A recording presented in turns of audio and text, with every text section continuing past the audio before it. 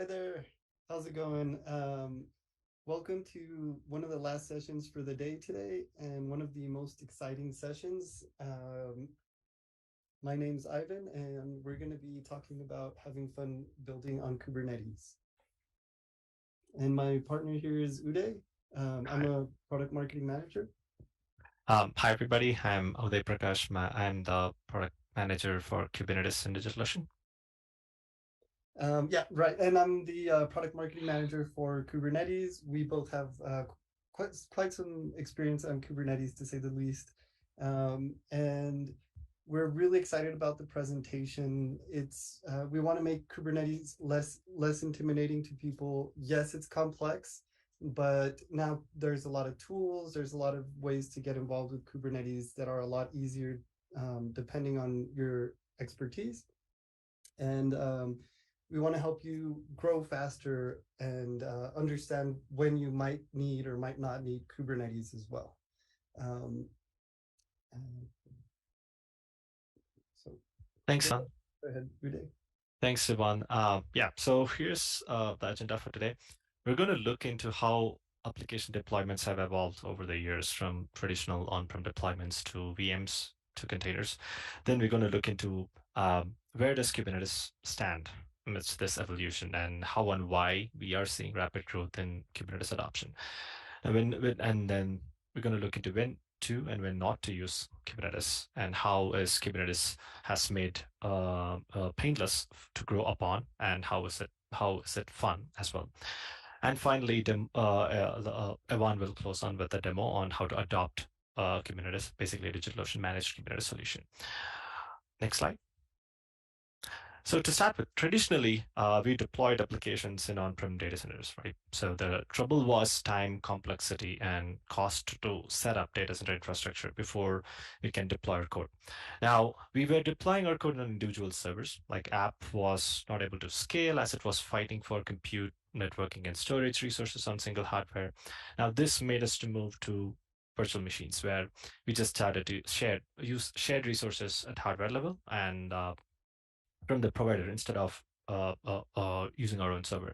Now, the trouble was then still resource sharing was a complex part in terms of compute, storage, networking. Now, there was a heavy this was heavy because a VM had its own operating system, as depicted in this representation, where you can see it has its own operating system, and we need to predefine the storage and compute resource capabilities and allocations for each VM. Now, there was an OS for the hardware and another OS on top of it, and for each VM, which made it heavy. Now, then finally came the containerized deployment, where it is lightweight. It's a single unit of software that packages the entire code and its dependencies so that app can run anywhere quickly. So it virtualizes, when we look into containerized deployments, it basically virtualizes the operating system level, unlike VMs, which virtualizes at the hardware level.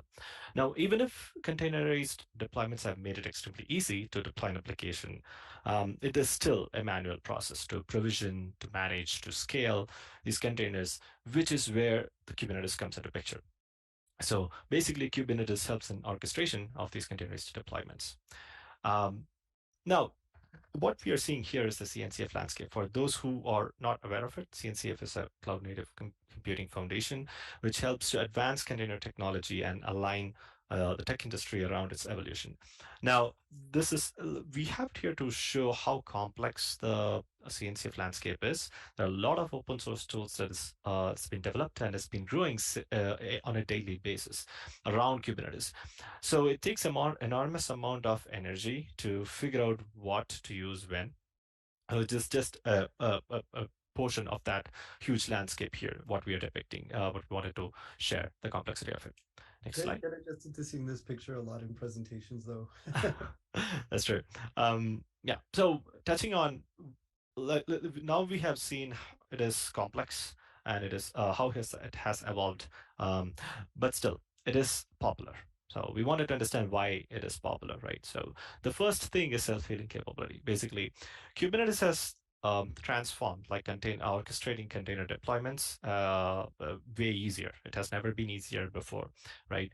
And the one of the core capabilities, pods come up faster if they go down. So this self-healing capability is a huge boon for Kubernetes users.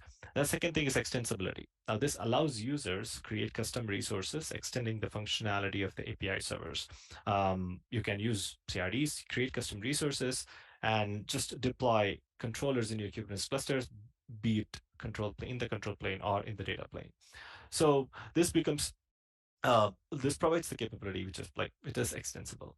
Now, the third one is that it's the best tool to host distributed microservices. Now, there's the consistent, active, and Kubernetes version upgrades that is more reliable and backed by huge community support.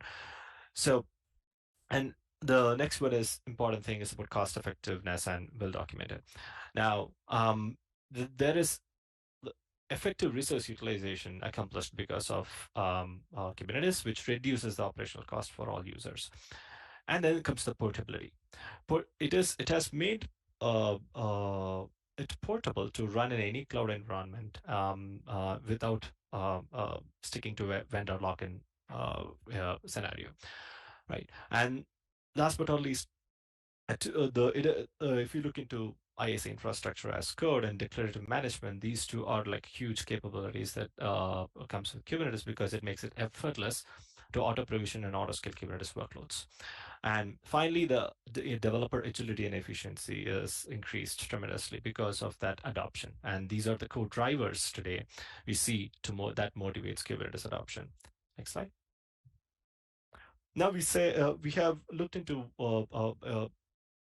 what are the drivers of this adoption, right? Now here, we want to look into whom are we targeting here. Like containers and Kubernetes have become mainstream in three main segments. One is developing, keeping the hypergrowth companies aside. We can see the growing companies. If you want to become a hypergrowth company, and developers, startups, and SMBs are core users we see, and the adoption has grown tremendously across these cohorts. Adoption of Kubernetes. So wanted to point a couple of stats in there. So to summarize, Kubernetes has not considered as an option. Most of the areas, most of the segments have Kubernetes have crossed the chasm of entering as a mainstream IT. So second important point to note is multi-cloud is not going away. It's going to stay and dominate. So Kubernetes have made it super easy for multi-cloud adoption. So those are important facts that we wanted to point out from the survey across these cohorts. Next slide. So the next is we want to touch on like managed Kubernetes. So there's a line in the container deployment diagram that clearly shows that even if we move from virtualized deployment where we moved away from the pain point of managing these OS dependencies, virtual machines, and hypervisors, even then, we do have the complexity. We have transformed the complexity into managing containers. Like, how do we manage containers? It has made the deployment easier, but still, managing containers is a pain. It's still manual. So that's when managed Kubernetes helps us in a great way. So if people want to get faster time to market and you don't want to spend hours in self-hosting, and you can leave all the complexities of managed Kubernetes to DigitalOcean, and while we take care of the data work and you can purely focus on the business logic.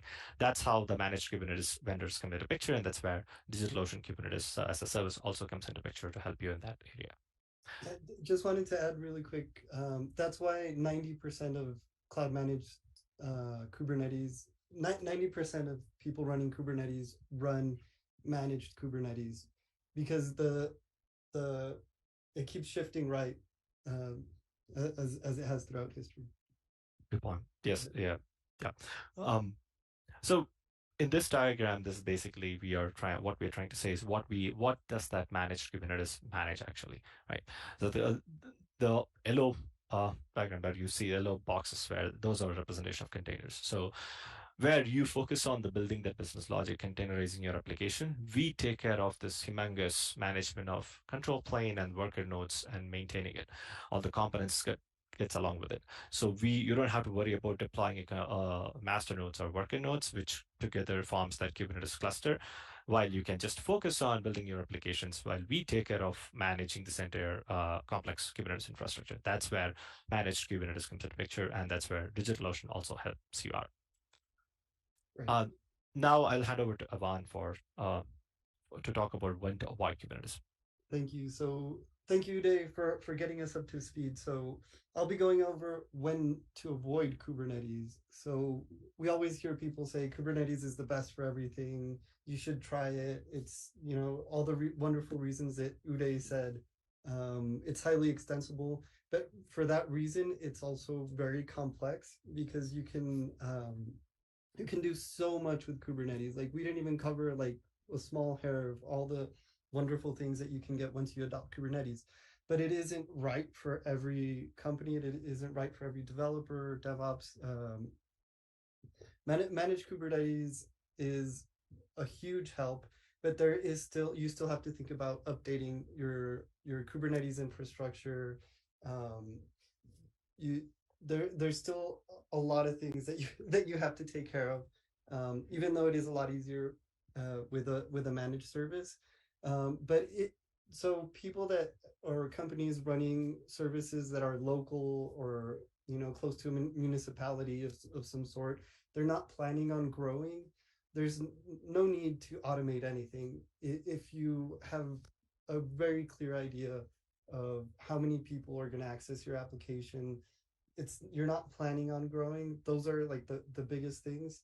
You maybe you have a virtual machine that meets your needs, and you don't have to keep provisioning other virtual machines, and managing that infrastructure isn't a huge toll on your team.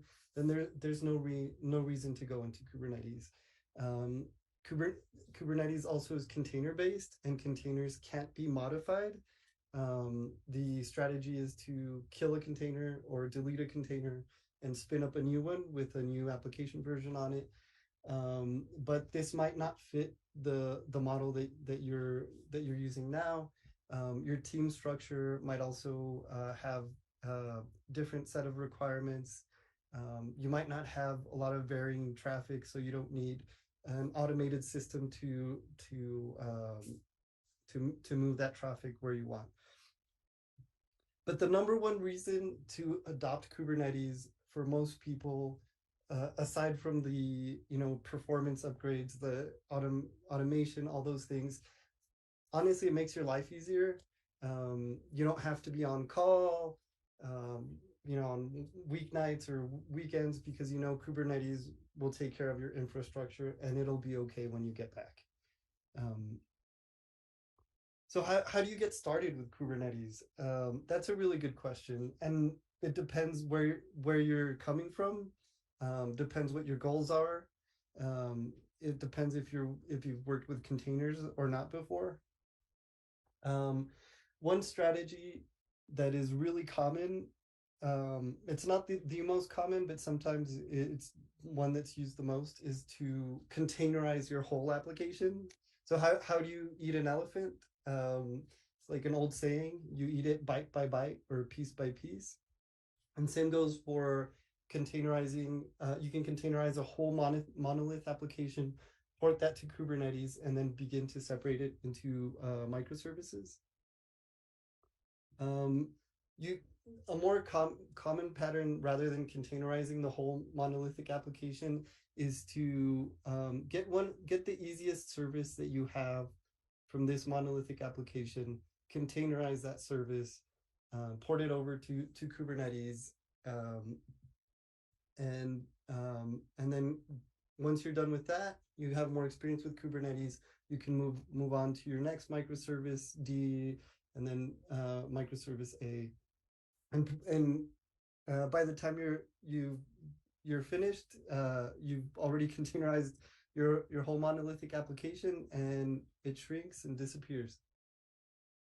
So that's for somebody migrating to Kubernetes. If you are barely looking to getting started with Kubernetes, even if you're migrating and you just want to know what it's about, our advice is to containerize an application. There's many tools that you can use to containerize your application.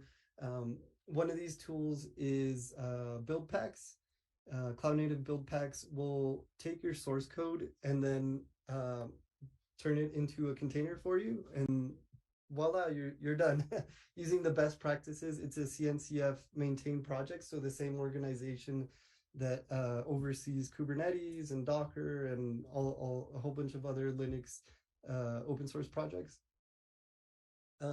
After containerizing your application, next you must distribute your container. So if you haven't worked with containers, it's really similar to like GitHub, like a GitHub repo or GitLab, where you do where you version your code. So you once you have a container built, you upload that to a registry, and then you can download that container whenever you want. Once you update your application, you then re-upload it to the container registry, and you can keep reusing that. So very similar to GitHub. Next, you create a Kubernetes cluster and then deploy to Kubernetes. And now creating Kubernetes clusters is super easy. You can use Minikube locally. Docker, if you're running Docker, you click on your Docker desktop and you have an option to spin up a Kubernetes cluster locally. You can go to kubernetes.io. There's a lot of Kubernetes playgrounds as well. Those are the easiest rather than Minikube or other local options. And then finally deploy to Kubernetes. You could use Helm. There's a lot of package managers that'll make deploying to Kubernetes really easy. So now moving on to the demo, what we have here is a really simple Python application for deploy that we made. It just has a simple app.py. We're just importing Flask, and this is the Docker file. Here you can see everything we do in the Docker file. It's really simple. This is the whole Docker file. It's basically telling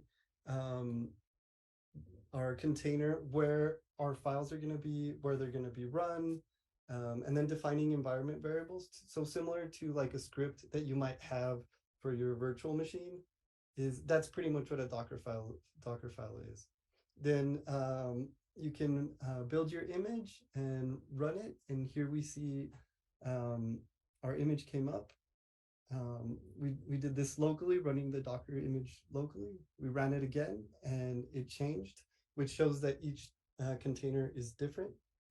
Here I'm creating a Kubernetes cluster using our DigitalOcean Kubernetes UI, which is super simple. As you see, it's just a couple of steps.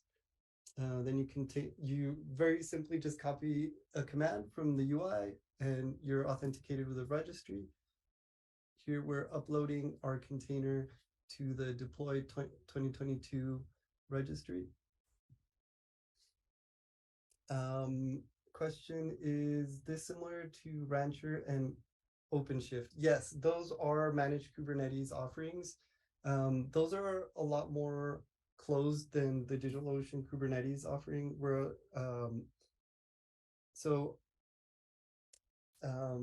The reason for that is that they have specialized tools, and as you interact with DigitalOcean Kubernetes using kubectl, which is the regular Kubernetes tool. Here I'm adding high availability to the cluster and naming our cluster deploy 2022 cluster, and spinning that back up. And we're done. That's how quickly you can create a cluster with DigitalOcean Kubernetes. And it has a command that you can use to connect automatically to your registry.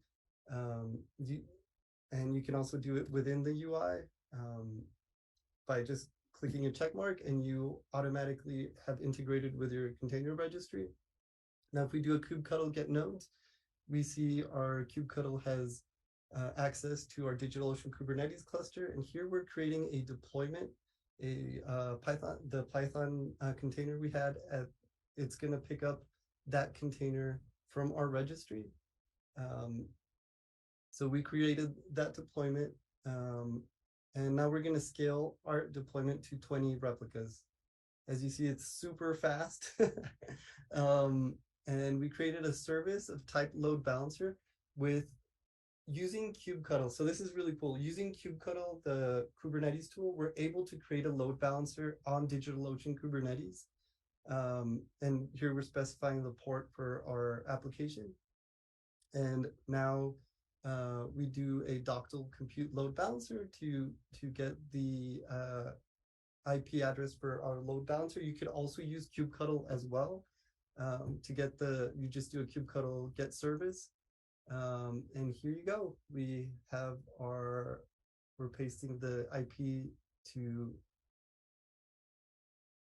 the load balancer, and I'm copying over the tag from that was shared in the UI just to show you that it matches one of the pods or one of the running applications in our Kubernetes cluster, which is right here.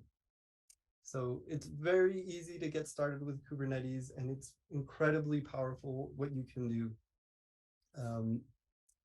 We're very excited about you trying Kubernetes, especially on DigitalOcean. DigitalOcean makes it really easy to learn Kubernetes because it's so easy to use. And once you get into production, then you can do incredibly powerful things. We have one client that is Loot.tv. They started a company on Kubernetes in high school, and now they're a worldwide company on DigitalOcean, very successful. At DigitalOcean, we have one-click Helm charts to automatically add applications to your cluster.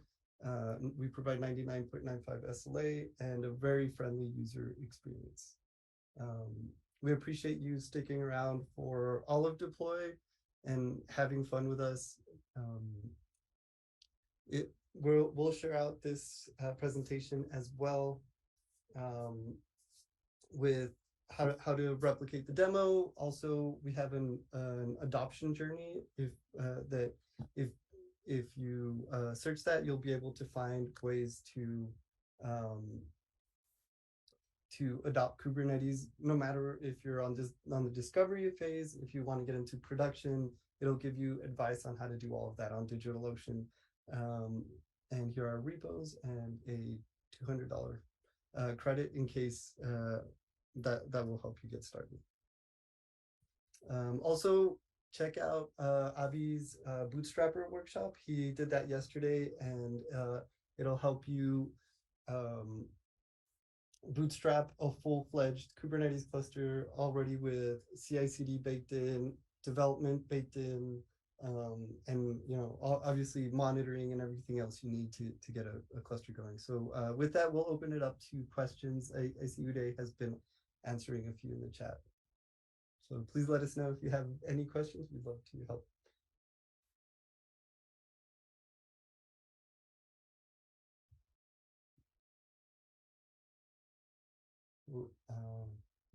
That will give you I see a question that are there any service breaks during DO Kubernetes upgrades? Yeah, that's go a ahead. good question. Do you want to take it, Udhay, or do you want? You can. I can jump in if you want. From Yeah. Bronislav, yeah. Yeah, that's a really good question.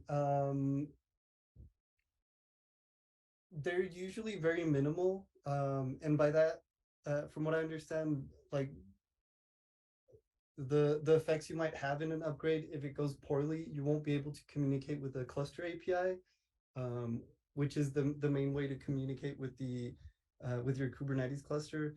Every version of Kubernetes might have breaking changes on its own apart from DigitalOcean, so that's something that you do have to be aware of. But usually you'll have time to you can upgrade, and usually those breaking changes are usually like a couple of versions away, so you have time to prepare.